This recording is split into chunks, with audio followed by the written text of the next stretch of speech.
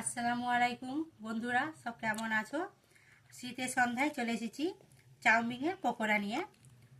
দেখুন কালারটা কত সুন্দর এসেছে, চাউমিনের লেয়ারগুলো দেখতে পাচ্ছেন। এবার আমি একটু খেয়ে দেখি কেমন হয়েছে, একটু সসের সাথে নিয়ে। বিসমিল্লাহির রহমানির রহিম। দুর্দান্ত হয়েছে খেতে। এই দেখুন কেমন। আপনারা চাউমিন করে খান, এরকম পকোড়া করে খেয়ে দেখবেন, আত্মীয়রা বারবার আপনার বাড়ি আসবে, খেতে চাইবে। খুবই সুন্দর হয়েছে। এবার একটু কফি হয়েছে আমাদের, একটু কফিটা খেয়ে দেখি।